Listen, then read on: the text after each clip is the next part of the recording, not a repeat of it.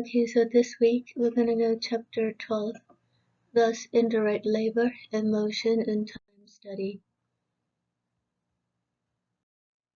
So indirect labor is labor that's not direct. Direct labor is work affecting the composition, condition, or production of a product. And indirect labor therefore is all other work, okay, not direct labor. And it's listed right here in table 12.1.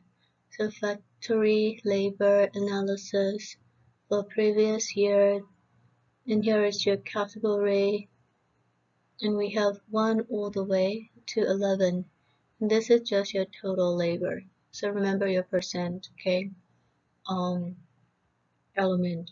So here material handling and control is an indirect labor, quality control, manufacturing, plant and industrial engineering, supervision, management, indirect labor, maintenance, tooling, warehouse, shipping, receiving, stores, factory, clerical, and miscellaneous, your total indirect and then direct labor. So altogether 1,210, okay? So that's just the number of people right there. So for total indirect is going to be 210. Okay, if you look at the percentage, that's 21% and 79%, okay, for 100 total labor, 100% total labor. So only 21% is your total indirect labor. So here is a more breakdown based on your indirect labor. We can always calculate the percent, okay, which is your ratio, work ratio. So when we take a look at the indirect labor, we develop the measures. So the elements done in indirect labor are often done by a very few individuals, okay, and are done only occasionally. So that's the reason why we give the name indirect labor.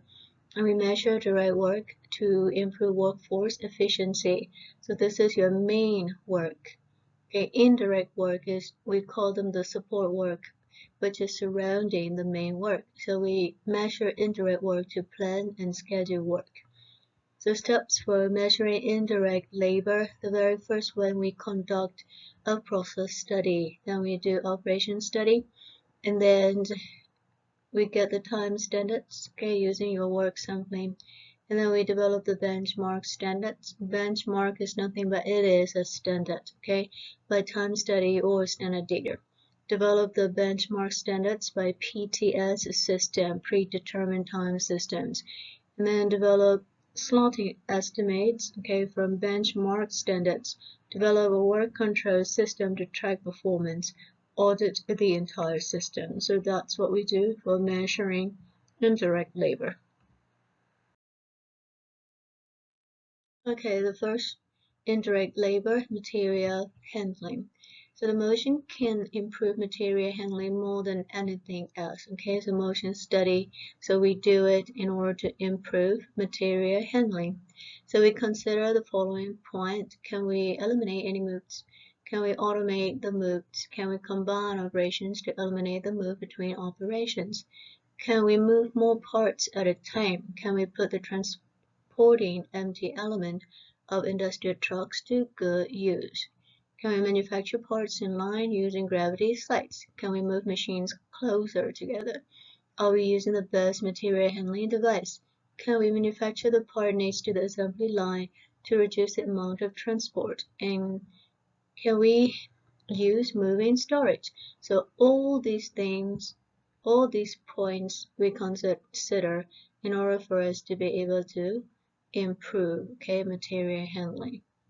Usually get rid of everything that's not necessary to save time and effort. So after reducing material handling to its minimum, we set the time standards. So these standards are used to see if the person is loaded properly with work. Okay, you don't want to give a person a lot of work. Also, you don't want to see the person idle as well. So you have to balance the work that you're going to assign to your employee. Okay, so quality control varies greatly from one country to another, and quality control usually does inspection, again, in organization or facility, and they involve the first one that we do is a line inspection for facility, department inspection for both facility and organization, and then the inspection department. So the very first line inspection is definitely for manufacturing, okay, industry. So we check the workstation tools and gauges in the assembly line, usually stationed at the end of the line to sample out the finished products, okay. Department inspection, so inspectors, they're going to check the materials and operations in each department. And then inspection department, again, material, okay, that's our sample, and is moved to the inspection department for 100% inspection. And we use expensive tools and special gauges for detection, okay? It's just checking out, monitoring. And high labor-intensive quality control works are also study, emotion, and time studies, okay? So that's what we do for indirect quality control work. Okay, so we also have time standards for highly professional people in manufacturing, plant, and industrial engineering. So this is one indirect labor. So the backlog control system controls the workload of these people. So CAD is your computer-aided design, and we use it, okay, to be efficient and well organized for the engineers. We also use a preventive maintenance computer programs, okay, to maintain the equipment in good working order. CAD again and CAM is your computer-aided manufacturing. We use them, okay, for tool and fixtures designs. Industrial 4.0 smart manufacturing and maintenance are today's advancements, okay. Supervision is another indirect labor that's completely supported by good methods work, and they are located close to their laborers. So generally, a supervisor controls 20 to 25 laborers in manufacturing. So in offices or upper management, senior supervisor are going to control about 10 employees or fewer. So as you move up, okay, your supervisor is going to be in the upper management, and they going to control fewer people. If you go down in management levels, you will have to directly control more employees or laborers, okay, especially on a floor or in a plant or facility. Maintenance and tooling is another indirect labor. So maintenance and tooling are composed of routine, ordinary, and emergency maintenance.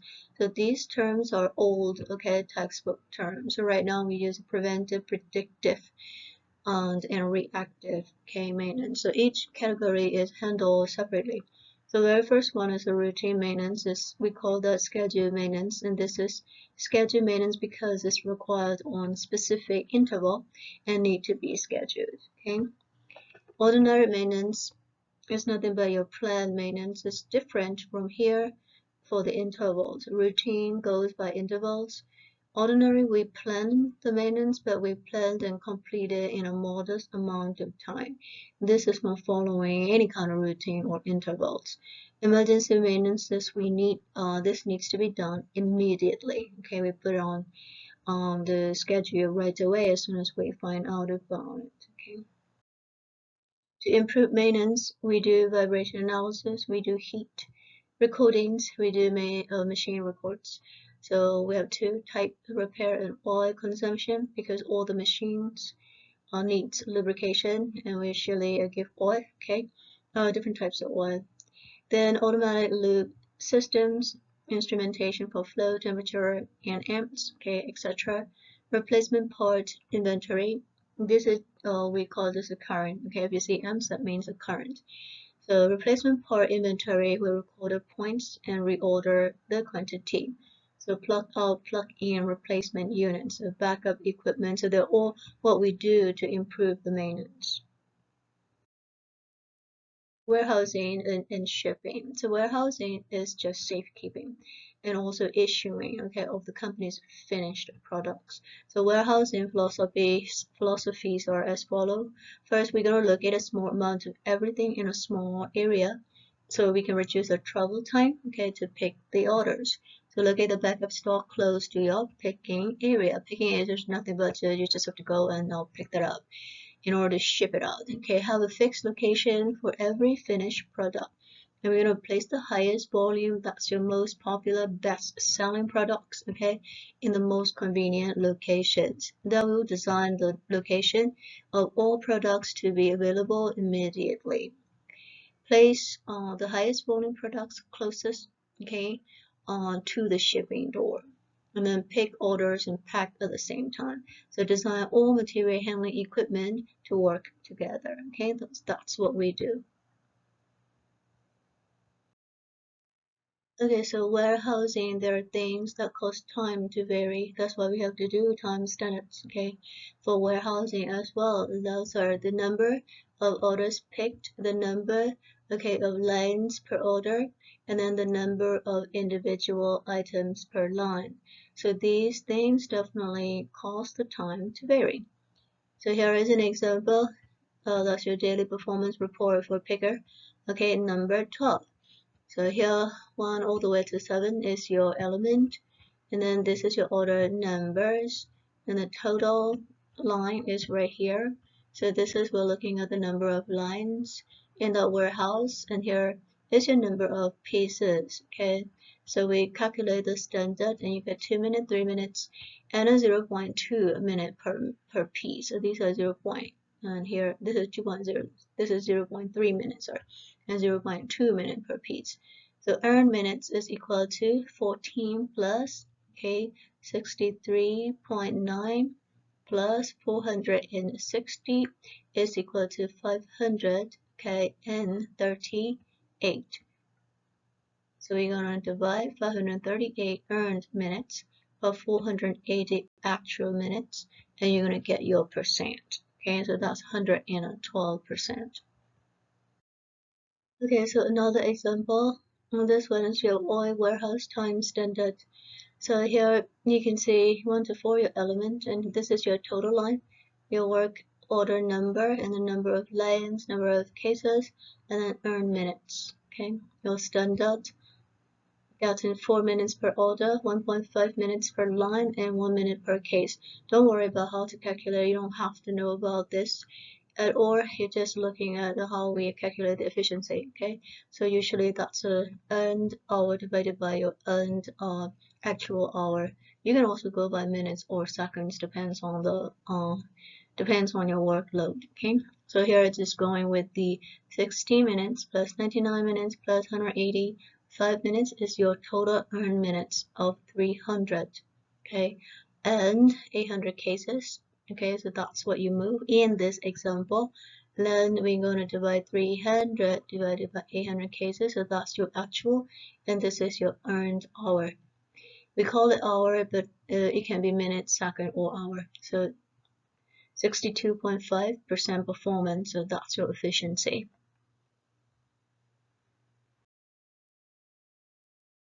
Okay, so drivers of some companies, they use their own drivers and therefore have time standard for these drivers. So time standards are developed by this dispatcher, and he's going to calculate the ETA for each driver. ETA is nothing but just the estimated time of arrival, okay, and they usually display that on a dispatch board. So the drivers were loaded with known amount of work, and they were expected back, okay, at a specific time for their next load or inside work. And those are all we monitor by using this estimated time of arrival. And also all of these trucks, they have their own GPS tracking system. So receiving and stores department, another indirect labor. Receiving area is just a small department compared to your shipping area, but we also develop time standards for receiving, okay? And they go by pound per labor hour or trucks received per labor hour. It's just a unit here. So LTL shipping, okay, that's just a trucking industry delivers products, okay, coming into the receiving area in the morning and picks up finished product from shipping area, okay, in the afternoon. So therefore, shipping and receiving share the common expensive equipment. They use the same equipment.